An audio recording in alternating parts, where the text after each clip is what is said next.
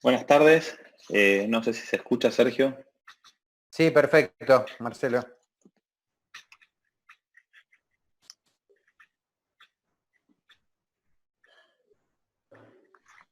¿No? Porque estamos en producción. Ahí le voy a Sergio, ¿vos me estás escuchando? Sí, te estoy escuchando perfecto. ¿Me escuchás?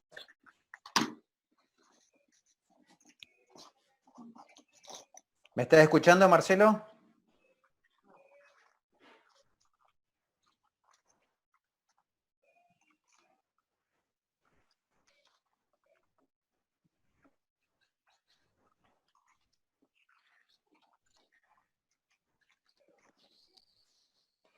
¿Ahí me escuchás? Buenas tardes a todos, no sé si se escucha.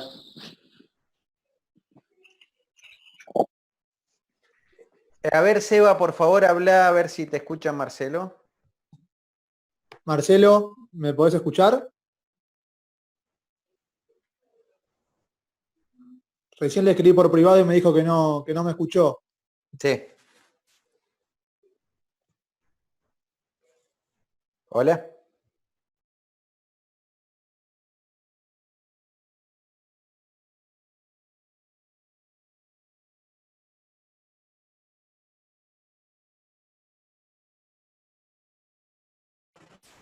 Buenas tardes, estoy probando el sonido, ¿se escucha? Hola vos, por favor. Hola, prueba de sonido. Necesito, Seba, que me diga si estás escuchando bien. Gracias. Sí, Sergio, se escucha bien y es más, los participantes en el chat están poniendo que todos se escuchan perfecto. Ya está, resuelto.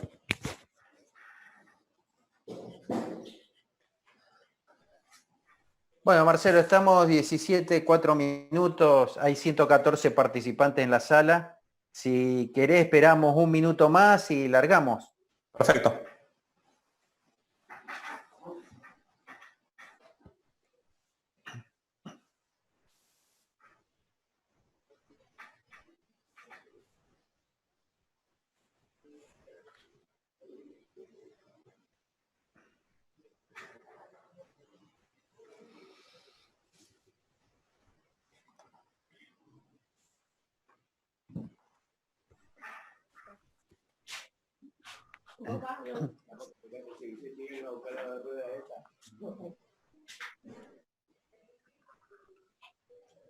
¿Tú cuando quieras comer pancito y masa o te qué? ¿Qué te comieron mi pambo? ¿No? Yo no imaginaré, porque yo me puedo transformar. ¿Qué sin tabatito me muerto uno? ¿Que no escuchás? Sí, estoy parando. Sí. Salí de ahí vos. ¿Cuál es tu reunión?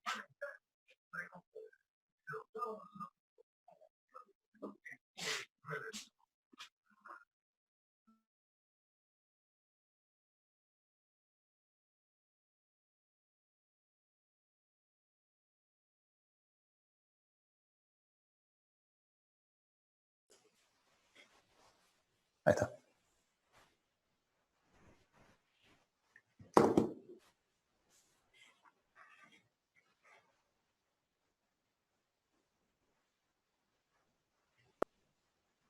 Bueno, ¿cómo te parece, Marcelo, que comencemos? Comencemos nomás. Bueno, vamos a comenzar el curso del día de hoy. Buenas tardes a todos. Bienvenido y muchas gracias por estar presente en esta modalidad que hemos empleado ya de hace varias semanas y en las cuales realmente hemos tenido una aceptación bárbara y vemos muchos amigos y muchos clientes de mucha confianza y de muchos años que están participando de varias de las capacitaciones que estamos brindando. Desde ya, muchas gracias a todos, cada uno de ustedes, por el esfuerzo de estar presente en esta capacitación. Bueno, antes de comenzar, quería pedirles por favor que mantengan los micrófonos apagados porque se mete mucho sonido y lo que procuramos que la capacitación salga bien. Por favor, mantenga las cámaras apagadas y se encuentra Sebastián, que es un integrante de la empresa, que va a estar levantando las preguntas para el final, así que les pedimos que no se queden con dudas, simplemente vayan escribiendo las preguntas en el chat, cosa de que cada uno luego podamos responderle las preguntas. Bueno, me presento, mi nombre es Sergio Faijó, pertenezco a la empresa Worleaf, y hoy nos acompaña, bueno, Marcelo Molina, integrante de la empresa, de profesión ingeniero mecánico, quien va a llevar adelante la capacitación, y al mismo tiempo hay muchos integrantes de la empresa presentes, y como les decía, muchas empresas y clientes amigos nuestros. Bueno, presento a la empresa, muy breve, la empresa es Worleaf, y nos dedicamos a brindar capacitaciones de operadores de izaje y hacer la inspección de los equipos de izaje, como también la certificación de personas. Poseemos 2 acreditaciones por el Organismo Argentino de Acreditación, la norma 17020 como organismo de inspección, es el símbolo de acreditación que ven abajo. Formamos parte como organismo de inspección con el organismo de inspección número 007 acreditado, y realizamos inspecciones en todo el país, propiamente dicho a lo largo de todo el país, desde el punto más austral, desde Ushuaia hasta el norte, Tartagal, y después de este a oeste, y también realizamos actividades en países limítrofes. También contamos con una acreditación en la norma ISO 17024 como único organismo en Argentina de certificación de operadores de izaje. Para el conocimiento general, existen 3 organismos de certificación de personas. Uno es GIRAM, en lo que respecta a ensayo no destructivo e inspectores de soldadura, y el otro es el INTI, en lo que respecta a ensayo no destructivo. Worleaf está acreditado para la certificación de personas, ya sea en operadores de equipo de izaje y en inspectores de equipo de izaje. Nos encontramos, como les decía, trabajamos a lo largo y a lo ancho del país, y nos encontramos, cambia la placa, Marcelo, por favor. Por favor, perdón. Nos encontramos, tenemos una distribución geográfica bastante importante, con sucursales en Comodoro Rivadavia, en Neuquén, Bahía Blanca, Mendoza, Salta y una representación comercial en Uruguay. Nuestra casa central está en Buenos Aires, desde donde se realizan todas las operaciones. Bueno, no quiero aburrir con la presentación de la empresa, nos vamos a meter de lleno en el tema que hemos convocado para el día de hoy, y los dejo en presencia del ingeniero Marcelo Molina. Adelante, Marcelo. Bueno, muchas gracias. Gracias, Sergio. Bueno, buenas tardes a todos. Muchísimas gracias por estar presente, por acompañarnos. Tal cual dice Sergio, en lo que va de esta cuarentena, ya llevamos más de 2.500, 2.700 personas que nos vienen acompañando en las distintas modalidades de capacitación, así que vamos a seguir por este camino. En esta charla pensamos en el objetivo de el camino al cero accidente. Durante mucho tiempo y en muchos lugares se habla qué dice la ley, qué dice la norma, pero nunca se ha tomado el trabajo quizás de estudiar en profundidad lo que dice la ley y compararlo contra los diferentes estándares que hay y cómo podemos resolver diferentes situaciones en un marco en donde a veces encontramos un vacío legal importante, teniendo en cuenta la antigüedad que tiene nuestra legislación. Sí quiero compartir con ustedes algunos accidentes que llegaron al público en general, lo cual no quiere decir que sean los únicos accidentes que hayan ocurrido, pero sí muchos de nosotros, sobre todo quienes vivimos en Argentina, bueno, nos están acompañando algunos países limítrofes. Recordamos la famosa grúa que se cayó en Capital con una pileta, que partió en casa una casa, una falla de una grúa en Puerto Madero, que terminó con un accidente fatal, la caída de una grúa torre en el barrio de Las Cañitas, la caída de un hidroelevador en el mantenimiento al alumbrado público, el vuelco de un hidroelevador en plena avenida Callao, el cual está filmado por las cámaras de seguridad, la caída al mar de una grúa en Puerto Madryn, que también, por supuesto, está publicado en los medios provinciales y nacionales. Y sin contar la gran cantidad de accidentes que hay en la industria, que muchos de los que están relacionados a la parte de seguridad saben que existen, que obviamente no llegan al público en general y que obviamente no es adecuado que ni siquiera que los mencione acá. Pero sí que ocurren permanentemente una gran cantidad de accidentes. De hecho, hay una estadística, la Superintendencia de Riesgos de Trabajo publica todos los años una estadística de accidentes.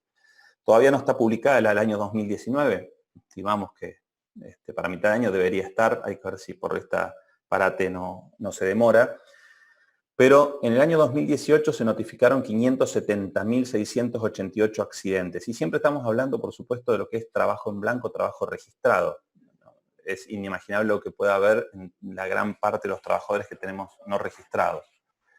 Fallecieron 743 trabajadores, hubo más de 19 millones de jornadas no trabajadas, jornadas de 8 horas, y la duración media de cada baja fue de 37 días.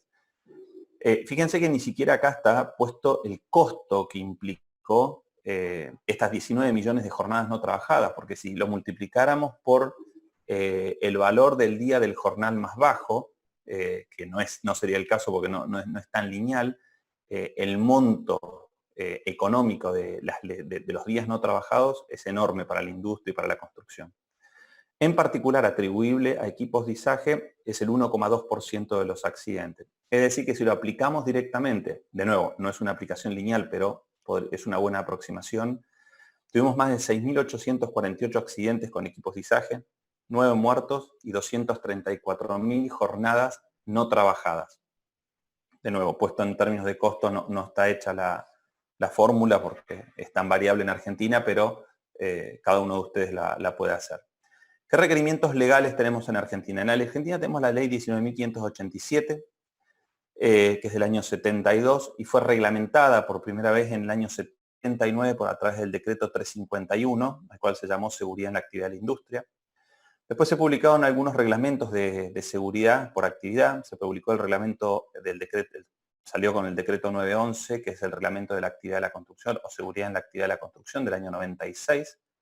Se publicó el decreto 249 en el año 2007, de seguridad en la actividad minera, y algunos otros más que no tienen aspectos relacionados a lo que nos toca hoy, que es equipos de izaje. Pero si nos manejamos o ya tomamos el decreto de seguridad de actividad en la industria, estamos hablando de que es un decreto que lleva 40 años publicado. Y obviamente que tiene un montón de vacíos, de equipos que no están considerados, de tecnología que ha cambiado enormemente en 40 años, en todo sentido, en márgenes de seguridad, en calidad de los materiales, y obviamente no está contemplado. Recién en el año 96 salió un decreto, pero que en la parte de equipos de izaje es poco y nada lo que dice, y lo vamos a ver. ¿Qué vamos a hacer ahora? Vamos a ver qué es lo que dice nuestra ley y vamos a detenernos en algunos puntos y ver de dónde sale y qué significado tiene esto. Porque a veces, de la manera que está escrito y cuando lo leen personas que no son especialistas, hay determinadas palabras que están colocadas ahí que hacen muy buena mención desde el punto de vista de seguridad, pero hay que lograr interpretarlas.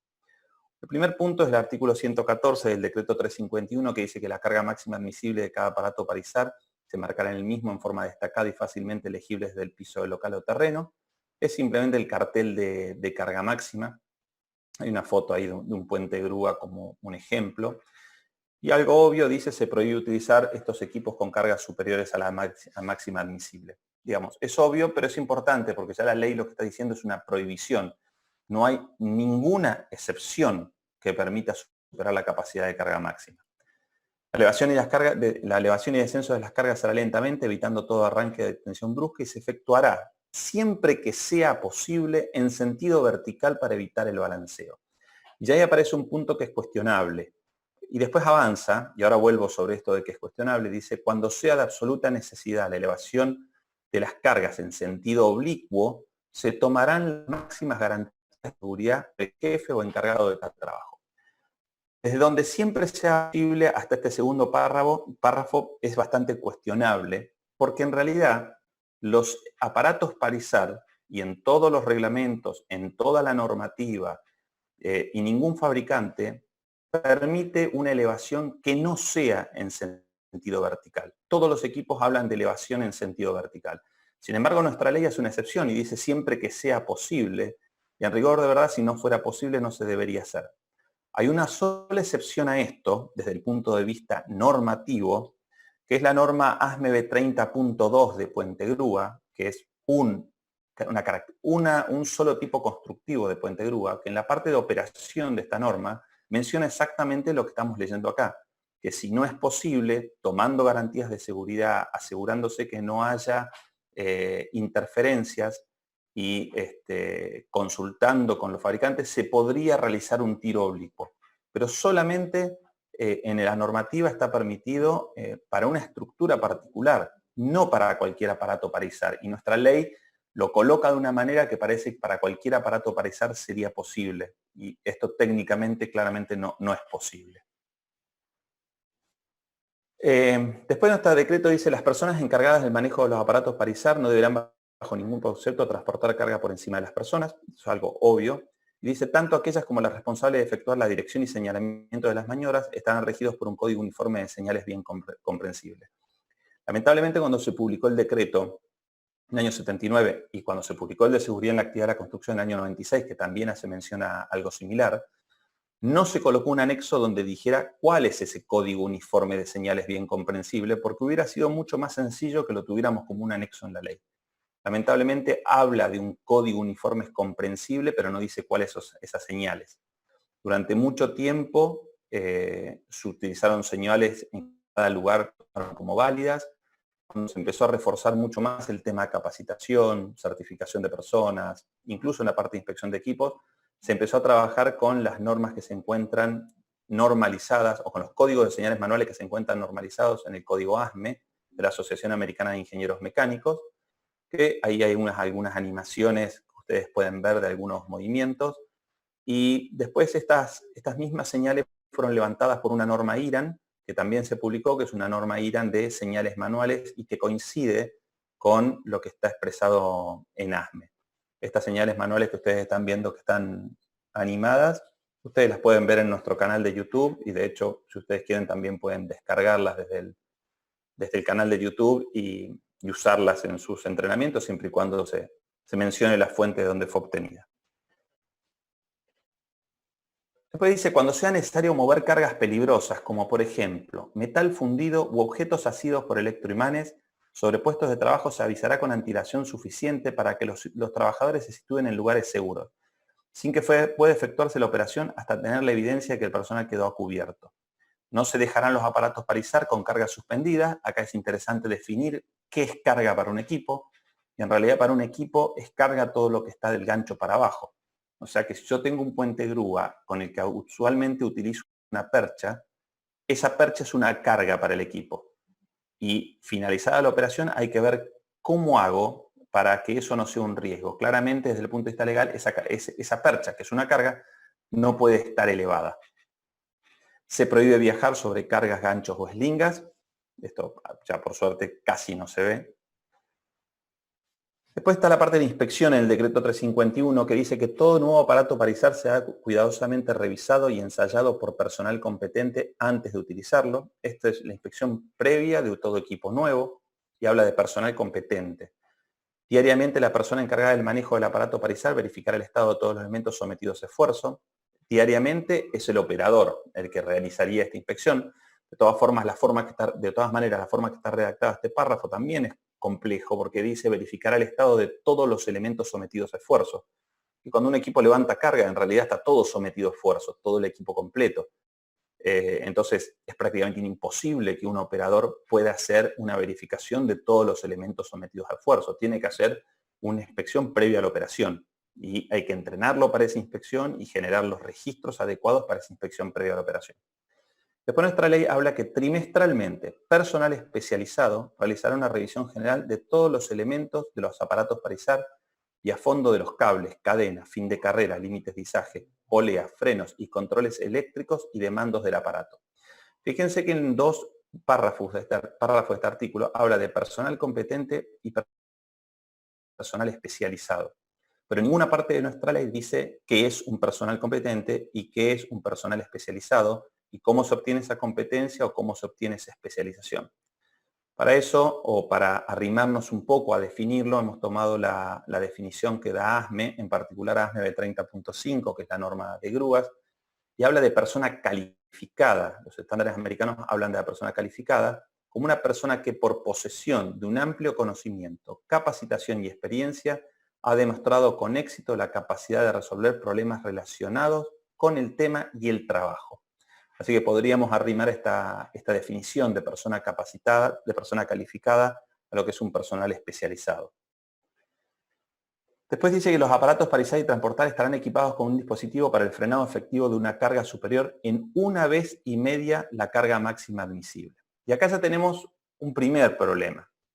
Porque nuestra ley está diciendo que el sistema de frenos, por ejemplo, de los puentes grúas, y no voy a poner la situación del puente grúa que levanta objetos fundidos o materiales fundidos. Vamos a un puente grúa que levante cargas que no sean definidas como cargas peligrosas.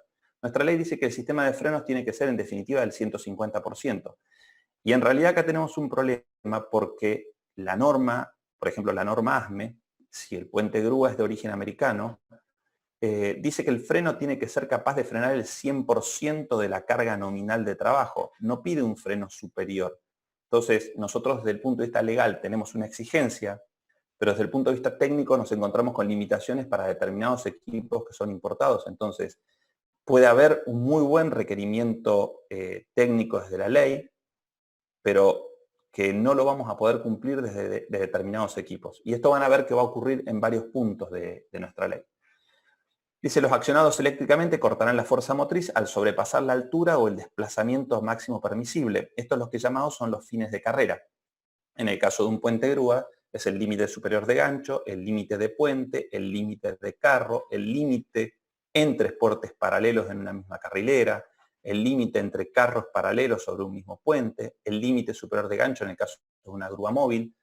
El límite lo podría incluir de estos artículos.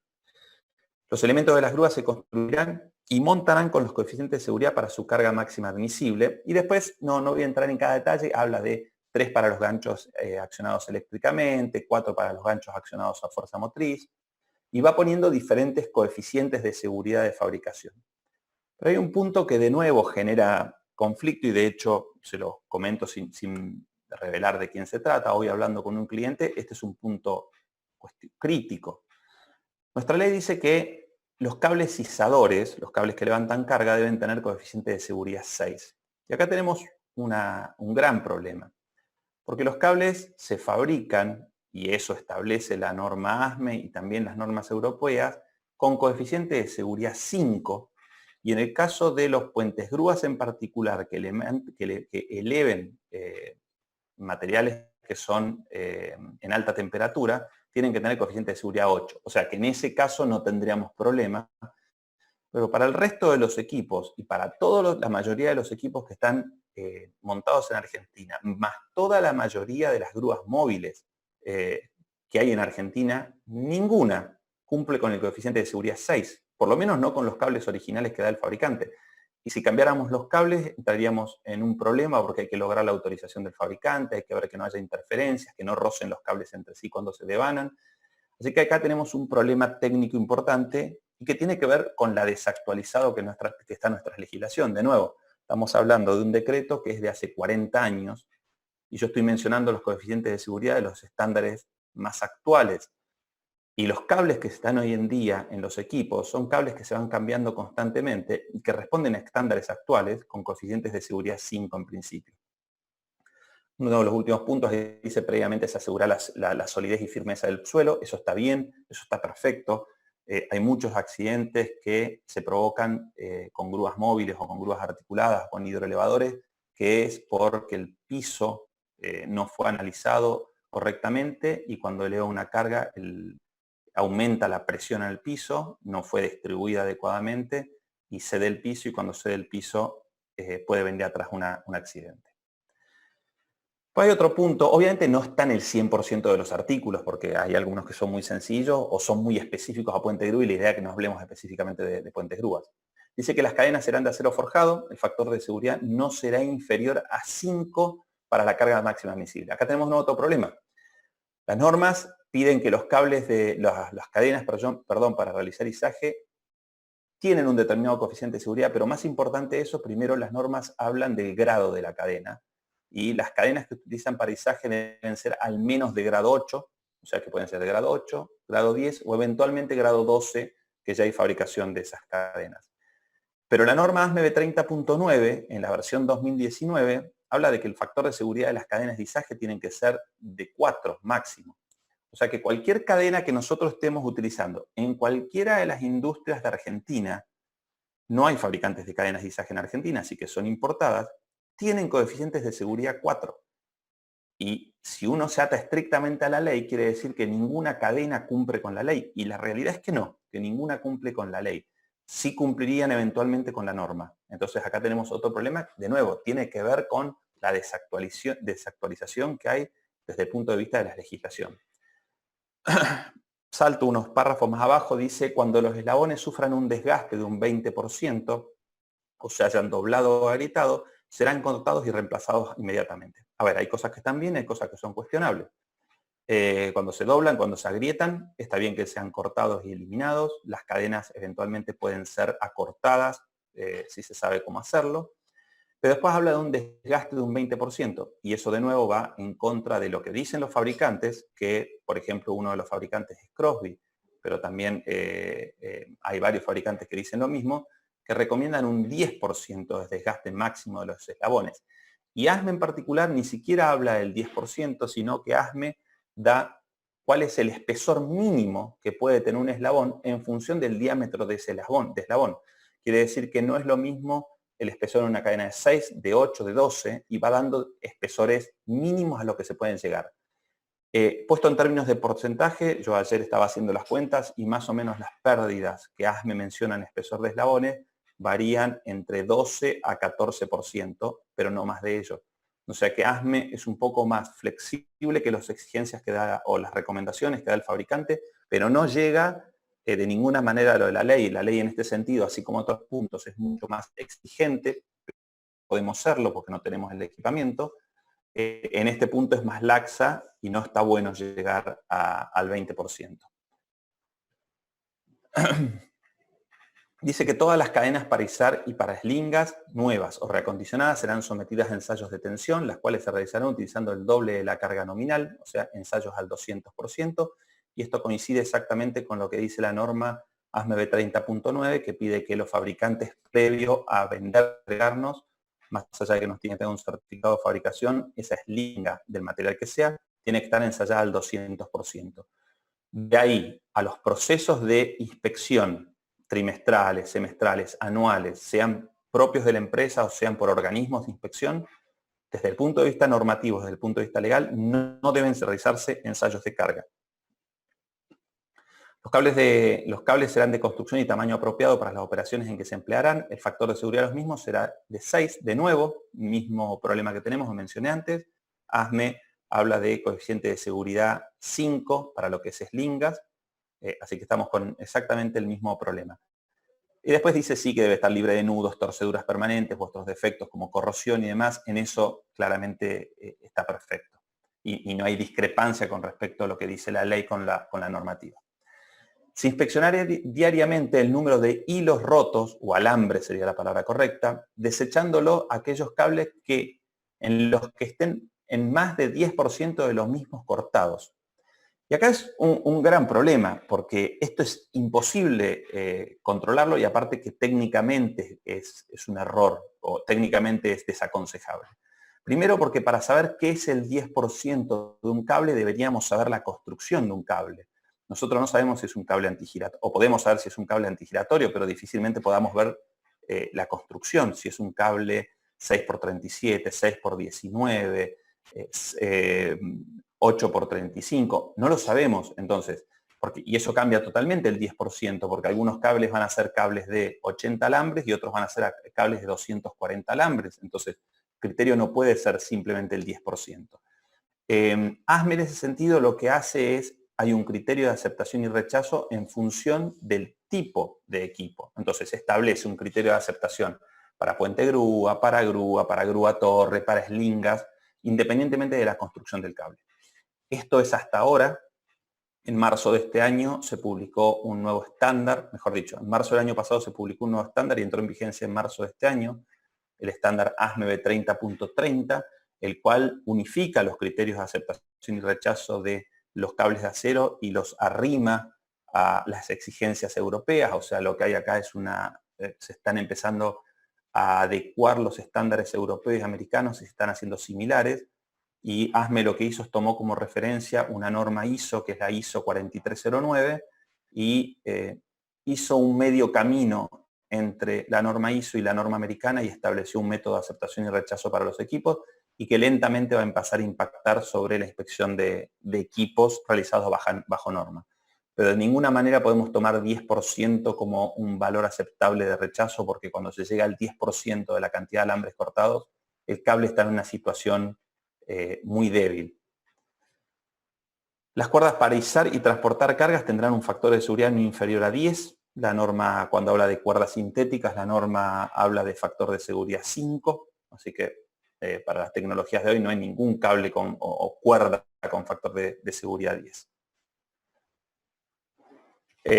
Saltamos otro artículo. Los ganchos dice que deben ser de acero forjado y estarán equipados con pestillos y otros dispositivos de seguridad para evitar que las cargas puedan salirse.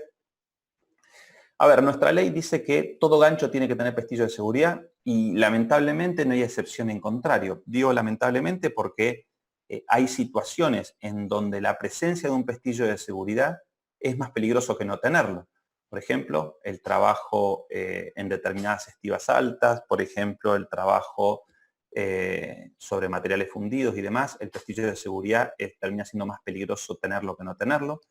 Tengan en cuenta que cuando hablamos del decreto 351, en su momento, cuando se escribió, en realidad no fuimos tan innovadores, sino se tomó como ejemplo lo que estaba escrito en la ley Oya de Estados Unidos.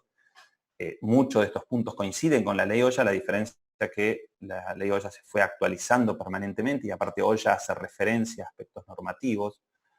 Y en particular Oya, cuando describe este punto, lo escribe exactamente igual como lo tenemos nosotros, pero hace una excepción y dice que salvo que el responsable de seguridad determine que es más peligroso que el pestillo esté. Entonces abre un paréntesis con la posibilidad de que se haga un análisis de riesgo y se elija si se va a usar un pestillo o no, siempre y cuando esté perfectamente justificado. Después saltamos a algunos aspectos que están en el decreto 911, que habla de capacidad, digamos, en ambos decretos, tanto en el 351 y el 911, habla como fundamental el tema de la capacitación y en eso estamos más que convencidos y creo que hay un acuerdo generalizado, que no hay mejor herramienta para disminuir los accidentes que una capacitación adecuada. Después de eso podemos poner un montón de requerimientos adicionales, pero si nosotros tenemos la gente bien formada, va a ser la mejor herramienta para la seguridad.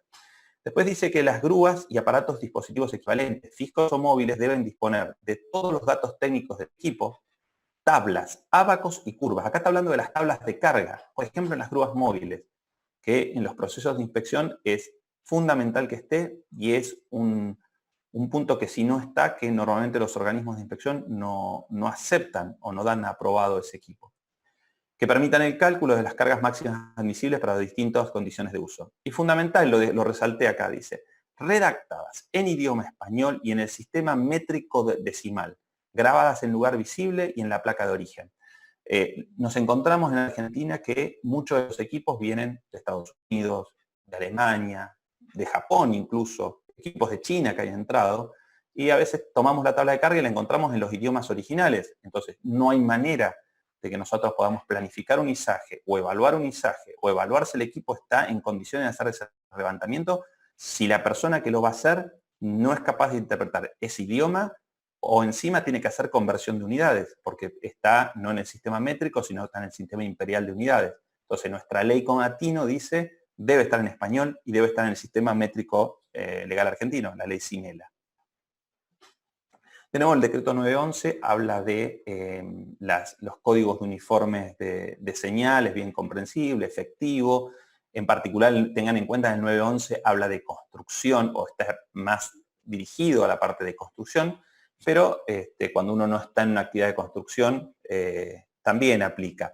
De hecho, el decreto 911, cuando se define en el inicio, dice que se considera actividad de mantenimiento, actividad de construcción, toda actividad de mantenimiento o grandes mantenimientos. O sea que cuando hago un mantenimiento, en realidad estoy haciendo actividades que también entran dentro del decreto 911. Después, de nuevo, habla de los coeficientes de seguridad. Esto ya lo mencioné, simplemente para que vean que hay una concordancia entre el decreto 351 y el 911 respecto a los coeficientes de seguridad, y lamentablemente no se corrigió y se arrastró el mismo coeficiente de seguridad.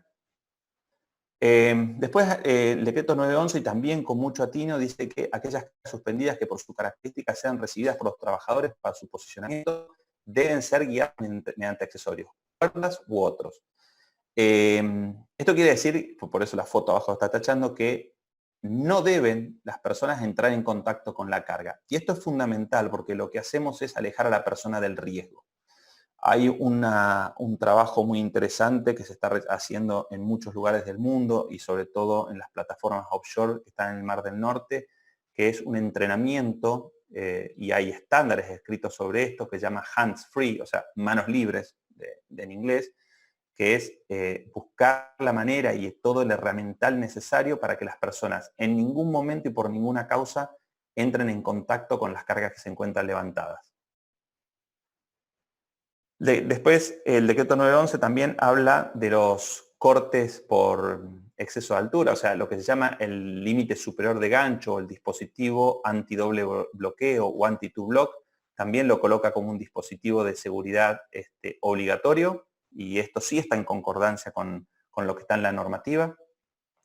La única diferencia es que la normativa hace una diferencia entre lo que es alarma visual y sonora y corte efectivo, y eso tiene que ver un poco con tiene que ver con la antigüedad del equipo. Este punto es interesante. Dice, cuando la grúa requiere el uso de estabilizadores de apoyo, las patas estabilizadoras, no se debe operar con cargas hasta que los mismos estén posicionados en bases firmes que eviten que el vuelco de la grúa, o sea, asegurarnos las bases y asegurar la resistencia del piso. Pero después dice, igual criterio de precaución se debe aplicar cuando el equipo esté ubicado sobre neumáticos, en cuyo caso será necesario que estén calzadas para evitar desplazamientos accidentales. ¿Qué quiere decir esto? Que la grúa, eventualmente, y es lo que está diciendo la ley, puede operar sobre neumáticos, y eso está perfecto. Porque existen grúas, y por supuesto tiene que estar en la tabla de carga que permita realizar eso, que pueden operar sobre neumáticos. Insisto, siempre y cuando la grúa esté en condiciones, los neumáticos estén en condiciones, existe una tabla de carga para operar sobre neumáticos, esto se puede hacer. Esto lo comento porque muchas veces nos hemos encontrado en la situación que a veces por desconocimiento determinadas personas no permiten operar una grúa sobre neumáticos. Y esto simplemente tiene que ver con falta de conocimiento, porque si no permitimos que una grúa opere sobre neumáticos, estando este equipo totalmente en condiciones, estamos perdiendo la potencialidad que tienen determinadas grúas de hacer levantamientos sobre neumáticos y eventualmente hacer el levantamiento sobre neumáticos y trasladar una carga. Insisto, para que no se malinterprete lo que digo, es siempre y cuando el fabricante lo haya previsto y estén las tablas de carga que habiliten hacer esto. Los anillos, cuerdas y ganchos y magnitos y eslabones, habla en definitiva, no los voy a aburrir con esto, dice que se tienen que inspeccionar antes de iniciar la obra, cuando se los destina a otro uso, cuando se produzca algún tipo de incidente y con la periodicidad que indique el responsable de higiene y seguridad del trabajo. Pero en definitiva, lo que está diciendo que todos los días se debe hacer una inspección de todos los elementos que se usan para levantar carga. Porque tengan en cuenta que todos los accesorios que se usan para levantar carga están sometidos a uso, mal uso y maltrato. Entonces, esto requiere inspección permanente. Todos deben tener identificada la carga máxima admisible que soportan a través de cifras y letras. O sea, esta es una placa, una chapita que deben tener las eslingas, las cadenas o cualquier accesorio, indique la capacidad de carga. Después dice que todo elemento defectuoso debe ser reemplazado, no admitiendo sobre él ningún tipo de tratamiento, reparación o modificación. Por eso esto es cuando se inspeccionan grilletes, cáncamos, anillas, eslingas. Muchos de los que hacemos esas tareas de inspección relacionados a estos puntos es cuando se termina una inspección, los elementos que no aprobaron la inspección. En general, los inspectores solicitan que estos sean destruidos en presencia de quien realizó la inspección, porque estos elementos no admiten reparación. Y esto lo dice la ley y también está en concordancia con lo que está en la normativa. Después habla de los cables de acero, acá sí, digamos, todo lo que se usa como eslingas, y habla de un coeficiente de seguridad de 3,5, acá se quedó por debajo de lo que dice la norma, entonces acá sí no coincide un poco lo que dice el 351 contra el 911, y hay no coincide, no concuerda con lo que está en la normativa claramente tampoco. Y después dice obviamente que no se pueden hacer uniones longitudinales, ni de ninguna manera, por más que el prensacable estuviese bien colocado. A veces se cuestiona y se dice, bueno, pero el prensacable está bien colocado. Bueno, pero desde el punto de vista legal, no se pueden empalmar tramos para convertirlo en una eslinga. Respecto de las cadenas, acá el criterio en el decreto 911 cambió, y en el decreto 911 habla de 5% de estiramiento y 15% de pérdida de diámetro. De nuevo, ninguno de los dos criterios coincide con criterios normativos y se mantiene lo que mencioné anteriormente. Acá, fíjense que el problema que tenemos es que tenemos dos decretos, el 351 y el 911, y los dos dicen cosas diferentes y ninguno de los dos coincide con lo que dice la norma. Por eso es lo importante usar algo que sea un criterio único. También exige que tenga que tener la etiqueta que indique la capacidad de carga máxima, pero también la capacidad de carga para los diferentes enganches. Entonces, si es un enganche tipo lazo, si es tiro directo, si es en canasta, y cuáles son las pérdidas que hay a diferentes ángulos. Esto van a ver que siempre se ve en las eslingas de faja sintética, está como una etiqueta que ya se usa normalizada.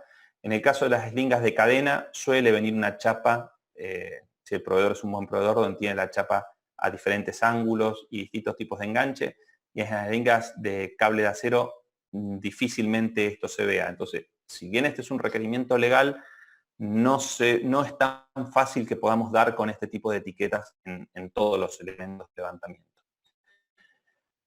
Después dice que habla de los grilletes.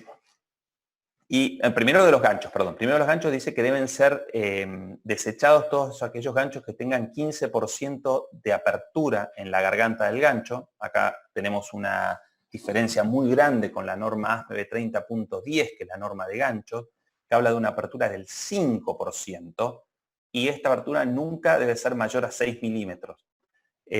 La norma más vieja de ganchos hablaba de 10%.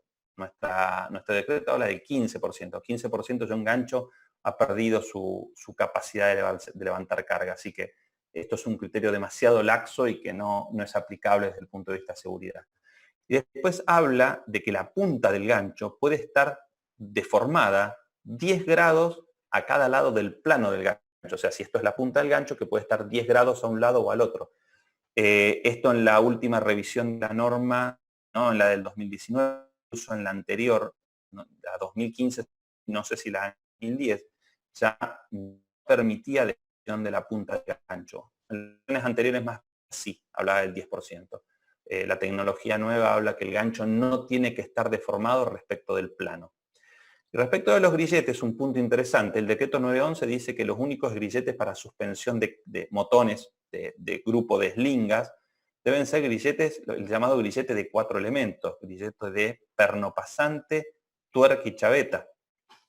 A ver, desde el punto de vista de seguridad es un grillete muy seguro, desde el punto de vista de aplicación práctica no tiene mucho sentido esto, porque dentro de los diferentes tipos de grillete, los más utilizados son los grilletes de perno roscado, el típico grillete del perno que se rosca a mano, y este grillete que se lo llama grillete de 2 elementos, y este grillete que es el llamado grillete de 4 elementos. La diferencia entre uno y otro desde el punto de vista de capacidad de carga para un mismo diámetro no es ninguna. La diferencia tiene que ver con el uso. El grillete de perno roscado es un grillete que se utiliza para instalaciones frecuentes, o sea, cuando armo y desarmo un eslingado permanentemente, y el grillete de 4 elementos es para lo que la norma llama como instalaciones permanentes o semipermanentes. Por ejemplo, un grillete colocado en una percha, que no lo tengo que estar armando y desarmando a cada rato. Pero bueno, la ley lo tiene colocado como una exigencia. Después hay que ver la aplicabilidad práctica, esto lo hace muy lento. Y la chaveta que traba que la tuerca se desenrosque nunca suele estar, entonces no sé cuán aplicable puede ser esto. Bien, hasta acá, digamos, lo que buscamos hacer es tomar algunos puntos de nuestra ley y llevarlos a ver qué había en coincidencia o en disidencia respecto de lo que está en la norma. Yo rápidamente quiero mencionarles cuáles son las normas que se utilizan para lo que es inspección de equipos. Utilizamos, y simplemente me voy a referir a la serie B30, que fue la que vine mencionando hasta ahora. Tenemos la B30.1, que son los cricket o gatos, que pueden ser los que se usan para levantar autos incluso, que pueden ser accionamiento mecánico, neumático o hidráulico. La norma B30.3 son grúas torre para la construcción. La norma B30.2 es un tipo de puente grúa. La norma B30.4 son grúas portal, torres y de pedestal. La 30.5, la única norma que está en español, con traducción oficial en español por parte de ASME, es la norma de grúas móviles. 30.6, derricks. 30.7, tambores montados sobre bases. 30.8, grúas flotantes. 30.9, lingas, ya sean mallas de acero, sintética, cable de acero, soga o cadena. 30.10, la norma de ganchos, la mencioné hace un ratito. 30.11, monorrieles y grúas suspendidas. Esta norma ya quedó, ya no recibe más actualizaciones nuevas y fue absorbida por la norma B30.17. La 30.12 es manejo de cargas de helicópteros. 30.13, equipos para estivar carga, almacenar carga. 30.14 es los llamados tractores de pluma lateral o tiendetubos. 30.16 son aparejos. Fíjense que la 30.15 ya no existe más, por eso no está puesta en la presentación. 30.17, puente grúa. Es otro tipo de puente grúa. Absorbió la norma 30.11. 30.18 también son equipos para apilar cargas, pero desde puentes grúas. 30.19 es el manejo de carga entre torres. 30.20, todos los dispositivos que están debajo del gancho, un electrimar, una percha, una garra, cualquier cosa que se coloque debajo del gancho para elevar una carga y no esté en otro estándar, entra en esta norma. 30.21 es lo que llamamos aparejos diferenciales o aparejos a palanca. 30.22, un estándar también muy utilizado, grúas de pluma articulada, de estas hay muchísimas en el país. 30.23 es dispositivos para la elevación de personas, ¿sí? Las famosas guindolas. 30.24, grúas para container.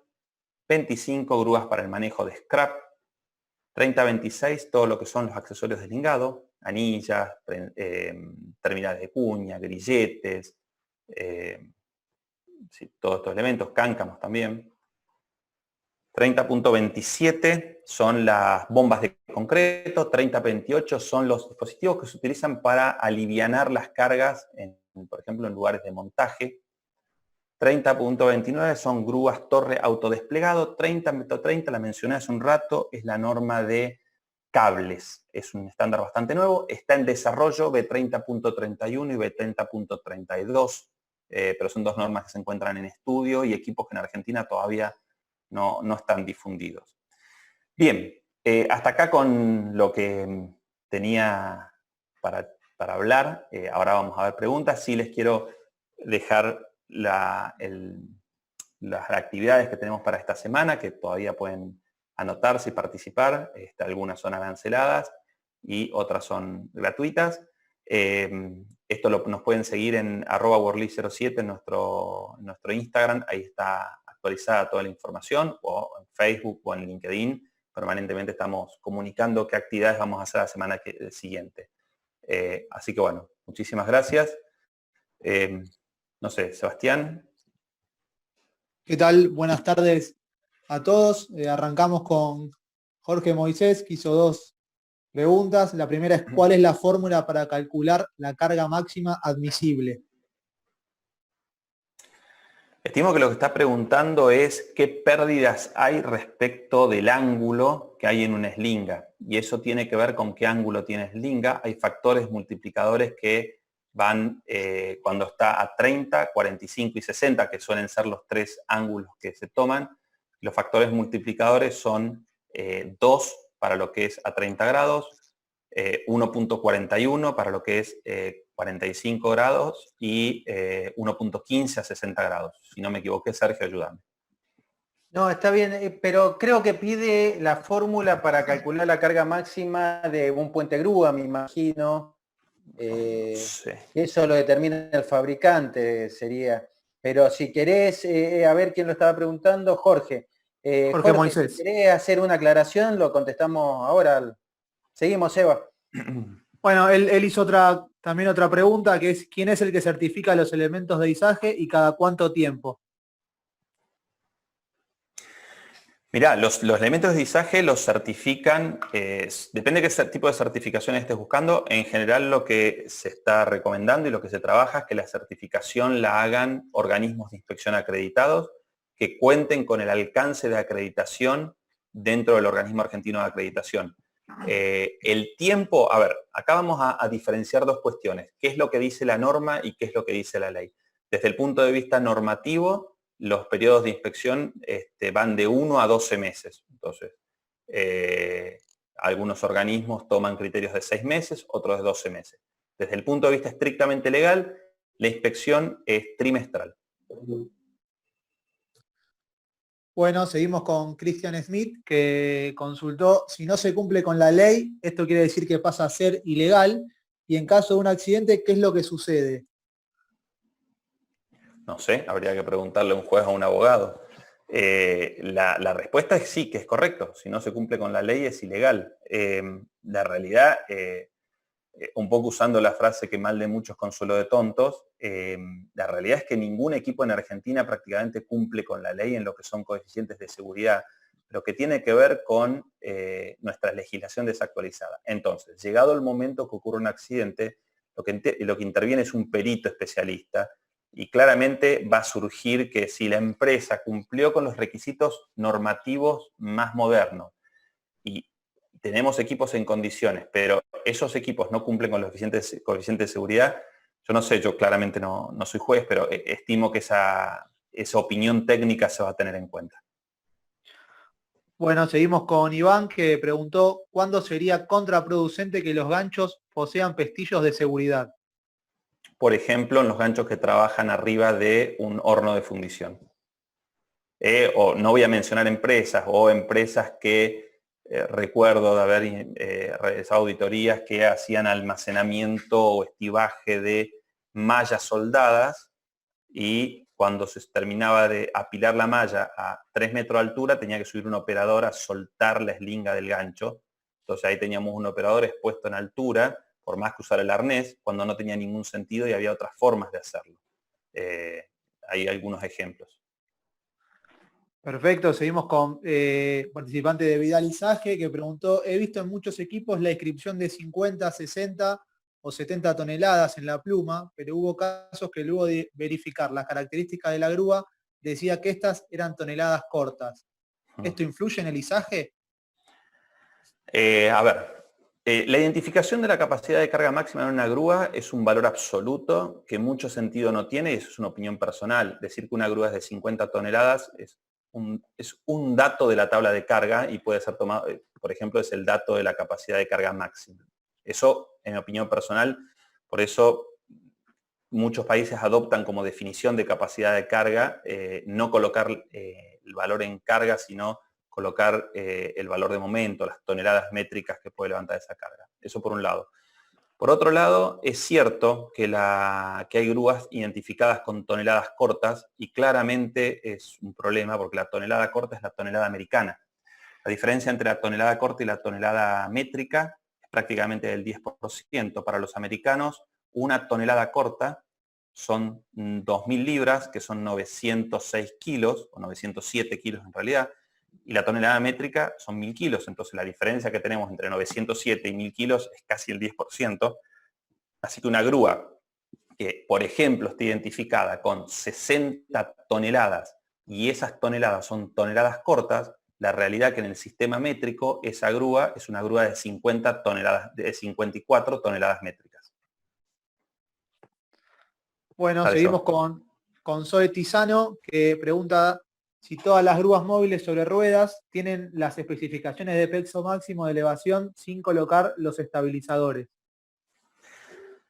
Las grúas, las que trabajan sobre cubiertas en general son las grúas RT, y si la grúa RT para ese modelo tiene permitido levantar sobre cubiertas, va a tener una tabla de carga para trabajo sobre cubierta. La respuesta es sí, pero tiene que estar la carga específicamente, la tabla de carga, perdón, específicamente identificada como tabla sobre cubiertas. Bueno, seguimos con Richard Osuna, que, bueno, con relación a lo descrito, donde existe una disparidad de lo requerido por ley y lo dispuesto por los fabricantes, ¿se ha tenido alguna investigación de un incidente donde existan algunas de estas observaciones? No, Richard, la verdad es que no tengo evidencia de algún accidente que haya tenido que ver con diferencias de coeficientes de seguridad. No, en lo personal no conozco.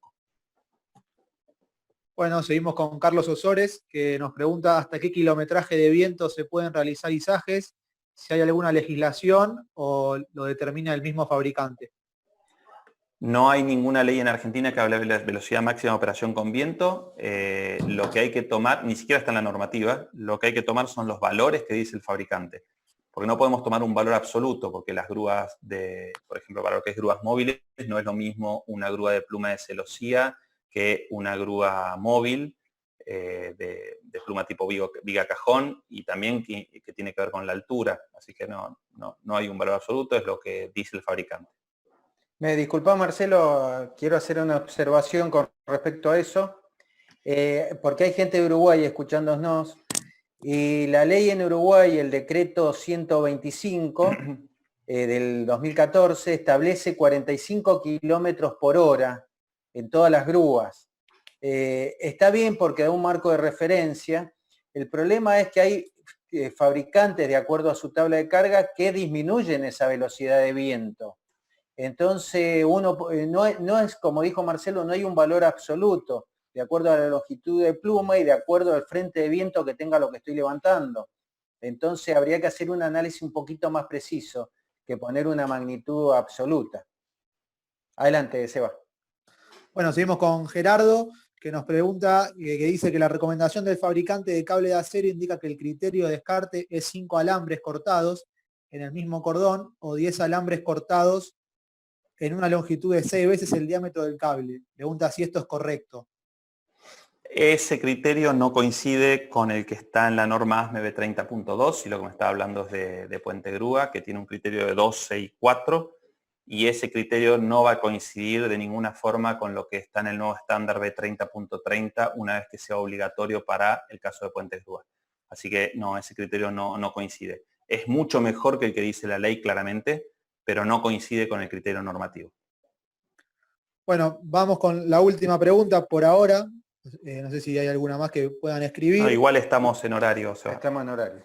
Bueno, entonces vamos con la última de Diego Saba, que nos pregunta si existe algún estándar o especificación para las cuerdas utilizadas para guiar las cargas. No, no hay un estándar en particular. Yo creo, no sé, Sergio, si en la 30.5 en la parte de operación habla de que las sogas tienen que ser, creo que, dieléctricas y tienen algunas características, pero no desde el punto de vista de resistencia. No sé si vos lo tenés presente. Sí, la B30.5 y la IRAN 3923-1 hacen mención a las condiciones que tiene que tener una cuerda, de que no puede tener humedad, que tiene que ser dieléctrica, pero en ningún momento habla de la resistencia, no necesitas resistencia para esa cuerda. Así que no, está la recomendación de cómo debería ser, nada más. Bien. Perdón, se me salió la presentación. Ahí la vuelvo a compartir. Me gustaría hacer una mención, Marcelo, y esto a título informativo, y esto nos deja pensando esta presentación, de que nuestra ley fue una ley que fue pionera en Latinoamérica, porque la ley se hizo en el año 72, Luego se reglamentó en el año 79, luego el decreto 911 en el año 96 y así sucesivamente. Pero es una pena pensar de que no fue actualizado y es una pena pensar de que no incorporaron los equipos nuevos que se están usando actualmente. Todo esto lo sabe la Superintendencia de Riesgo de Trabajo, hemos tenido montones de reuniones, hemos intentado que trabajen juntos con nosotros, hemos intentado de que se actualice la ley, pero bueno, los organismos del Estado son demasiado lentos en respuesta y ya tendríamos que estar modificando las leyes. Por ejemplo, nuestros hermanos latinoamericanos, como es Perú, como es Uruguay, como es Chile, han ido sacando leyes más actuales. Nosotros nos quedamos en el tiempo con las leyes. De todos modos, sirve como marco de referencia. Pero a una pregunta que le hicieron a Marcelo, siempre hay que basarse en las normas, porque los jueces, cuando tienen que dictar una sentencia, como la ley no cubre todos los aspectos, los jueces habitualmente preguntan dónde está escrito, en qué normativa de referencia, y si hay una norma IRAN, en el caso de Argentina, o qué normativa se puede hacer referencia, que una norma ASME, entonces los jueces tienen mucha importancia, toman mucha importancia de lo que dicen las normas. Así que si bien decimos que las normas son de carácter voluntario, no están así desde el punto de vista legal. Las normas se transforman en mandatarias. Así que era esa solamente la reflexión que quería hacer. Bueno, Marcelo. Bueno, muchísimas gracias a todos por estar presentes. Espero no haberlos aburrido. La verdad que no vi la cara de nadie, es súper difícil. Así que me dediqué a hablar nada más. Así que bueno, muchísimas gracias a todos. Y bueno, esperamos que nos acompañen en otras actividades. Bueno, muchas gracias a todos. Marcelo, excelente la exposición y nos deja pensando a todos. Marcelo mostró el cronograma que había de las presentaciones. Veo que está la gente de GSA Rental. Vamos a repetir una presentación que se hizo el día jueves a las 17 horas. Es presentación de la nueva normativa, la A92.20, 22 y 24, y que es relacionado a las plataformas aéreas de trabajo. Es decir, que invitamos a todos que participen. Aquellos que no hayan participado de la exposición que dimos hace 2 o 3 semanas atrás relacionado a este tema.